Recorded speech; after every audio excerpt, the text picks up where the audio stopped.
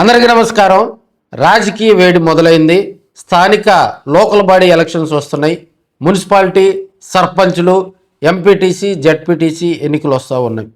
అయితే వీటికి సంబంధించి ఎవరైనా కూడా ఒక సర్పంచ్గా, లేదంటే ఒక మంచి కార్పొరేటర్గా, లేదంటే ఎంపీటీసీగా, జెడ్పీటీసీగా పోటీ చేసి మరి తాము కూడా ప్రజాసేవలో పునీతులు కావాలని రాజకీయంగా తమ గ్రామంలో కానీ, తమ వార్డులో కానీ, తమ టౌన్లో కానీ మరి తమకంటూ ఒక ప్రత్యేక స్థానం సంపాదించుకోవాలి, రాజకీయంగా కూడా తను సక్సెస్గా ముందుకు పోవాలని ఆశిస్తూ ఉంటారు. అయితే కొంతమంది ఎన్ఆర్ఐలు ఉంటారు, దీంట్లో లోకల్గా మరి ఆర్థికంగా స్థితిమంతులైనటువంటి వారు రాజకీయంగా ముందుకు వెళ్ళాలనే ఆలోచనతో మరి ముందుకు సాగుతూ వెళ్తారు. అయితే వీరికి సంబంధించి రాజకీయంగా కూడా కళాకారులు ఉంటారు. అది వైసీపీలో ఉంటారు, టీడీపీలో ఉంటారు, జనసేనలో ఉంటారు. వీళ్ళు ఏం చేస్తారంటే లోకల్గా ఉన్నటువంటి ప్రజాప్రతినిధులు మాకు తెలుసు అని బురిడి మాటలు, దొంగ మాటలు వాళ్ళకి చెప్పి వాళ్ళని నచ్చజెప్పి వీళ్ళని గతంలో ఏడ చూస్తారా అంటే వీళ్ళు ఎమ్మెల్యేల దగ్గర ఎమ్మెల్యేలు ఏదైనా ప్రోగ్రాం పెట్టినా కూడా, అంటే అది ఎమ్మెల్యే కానీ, మంత్రులు కానీ, ఇతర ప్రజాప్రతినిధులు ఏదైనా ప్రోగ్రాం పెట్టినా మరి అక్కడ మీడియాకు సంబంధించినటువంటి మీడియా పర్సన్స్, మీడియా మిత్రులు వీడియోలు తీస్తున్నా, ఫోటోలు తీస్తుంటే ఎమ్మెల్యేల పక్కన నడుచుకుంటూ వస్తూ స్టిల్లుకు వీళ్ళు పోజులు ఇస్తున్నటువంటి పరిస్థితి.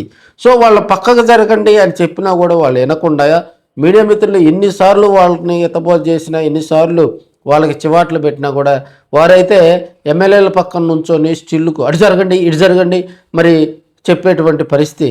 సో వీళ్ళంతా కూడా ఏం చేస్తారు అంటే మేము మీకు సర్పంచ్ సీట్లు ఇప్పిస్తాం, ఎంపీటీసీ సీట్లు ఇప్పిస్తాం, అదేవిధంగా కార్పొరేటర్ సీట్లు ఇప్పిస్తాం, అదేవిధంగా కౌన్సిలర్ సీట్లు ఇప్పిస్తామని నమ్మబలికిచ్చే పనిలో వారు ఇప్పటికే కొంతమంది దగ్గర డబ్బులు వసూలు చేస్తున్నట్టు టాక్ అయితే వినిపిస్తూ ఉంది.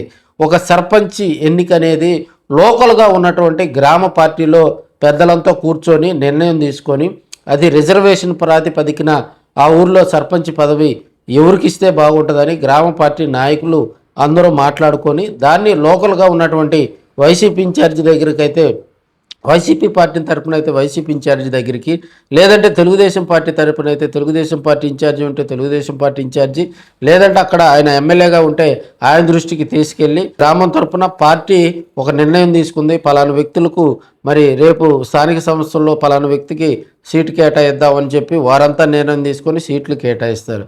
అయితే దీనికి భిన్నంగా గ్రామ స్థాయి రాజకీయాల్లో కూడా కొంతమంది టౌన్లో ఉండి ఏలు పెడుతూ కలబెడుతూ తాము ఎమ్మెల్యేల దగ్గర మరి జంబరగింబే మాటలు చెప్తున్నారని మరి టాక్ అయితే వినిపిస్తుంది. ఇప్పటికే కొంతమంది అయితే ఖాతాలు కూడా ఓపెన్ చేసి డబ్బులు కూడా మళ్ళించుకున్నట్టు తెలుస్తుంది. మీకు ఈసారి సర్పంచ్ ఎలక్షన్స్కి వస్తే తాను ఎమ్మెల్యేకి చెప్తే వింటారు, ఎమ్మెల్యే గారు ఏ కార్యక్రమంలో అయినా కూడా మమ్మల్నే అడుగుతారు, ఎమ్మెల్యేలు ఏ పని చేయాలన్నా కూడా వారికి సలహాలు సూచనలు మేమే ఇస్తాము, సీటు ఇప్పిస్తామని చెప్పి వారి దగ్గర డబ్బులు ఉంచి మాయ మాటలు చెప్పి ఒక అబద్ధాన్ని కప్పిపుచ్చుకునేందుకు మరో అబద్ధం చెప్తూ రాజకీయంగా కూడా మంచి కళాకారులు ఉన్నారని కూడా మనం చెప్పుకోవచ్చు.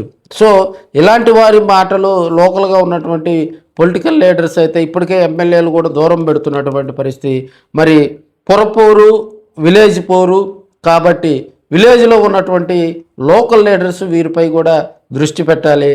ఎవరైతే అక్కడ ఉన్నటువంటి వారు తమకు సర్పంచ్ సీట్లు కేటాయిస్తామని, ఎంపీటీసీ సీట్లు కేటాయిస్తారని నమ్మబలికిచ్చి మరి మాయ మాటలు చెప్తారో ఆ మాయగాళ్లను, రాజకీయ కళాకారులను నమ్మద్దని మరి రాజకీయ విశ్లేషకులు చెప్తున్నటువంటి పరిస్థితి. ఈ రాజకీయ కళాకారులకు రాబోయే రోజుల్లో మరి ప్రజలే బుద్ధి చెప్తారు, ఎమ్మెల్యేల దగ్గరకు రానియకుండా చీపోండి అని చేదరించుకుంటారని కూడా మనం చెప్పుకోవచ్చు.